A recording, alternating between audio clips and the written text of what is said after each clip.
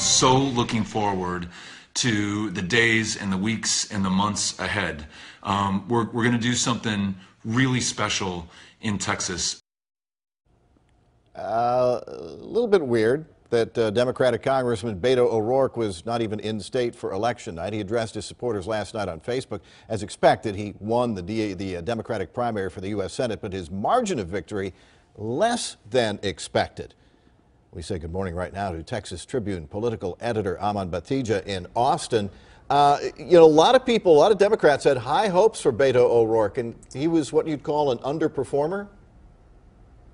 I think that's fair to say. He got roughly, I think, 63% of the vote, and you know, he was up against two little-known challengers, and they did really well in some counties. They beat him in a few counties around the state, so that was a bit of a surprise.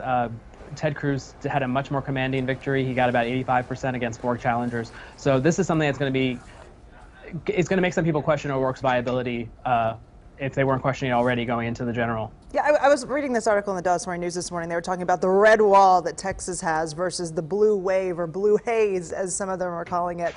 But this is the guy that they're hoping that's gonna change that. But I guess he lost 76 counties. So what does that say about his chances with Ted Cruz? Well, it really kind of, I think the bigger problem, rather than these counties he lost, which are a problem, is 1.5 million Republicans voted in the primary and about 1 million Democrats. So that is the big wall that Democrats have to surpass. But what we did see is there was a lot of momentum in a lot of the urban counties. In the big counties, Democrats did really well in terms of turnout and beat Republicans in a bunch of counties. And so what this might tell us is that the blue wave, if it happens in Texas, will be like local legislative and congressional seats, and statewide is just going to be a much harder challenge. Right. And a couple of those, we've got 8 open congressional seats. This is almost unprecedented in the state of Texas, that 8 incumbents are not going to be running for different reasons, age, scandal, whatever. Several heading to May runoffs. Let's talk about some right here in North Texas area, Congressional District 32, which has gotten a lot of attention, a lot of money.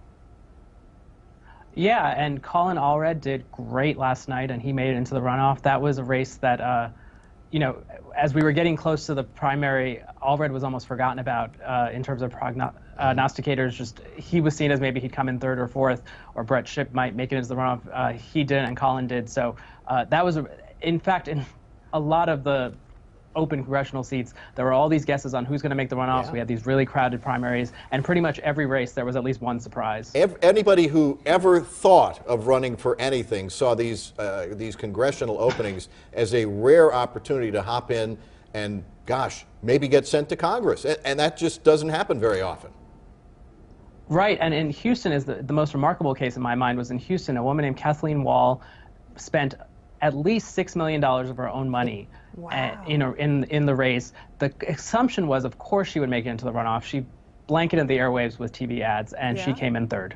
Oh, that's tough. We are seeing a lot, I mean, this whole women's movement right now, where it's saying, you know, if you want to make change, you need to get out there. You need to run for office. You need to be one of those change makers. So we're seeing, we've saw a lot of women step forward.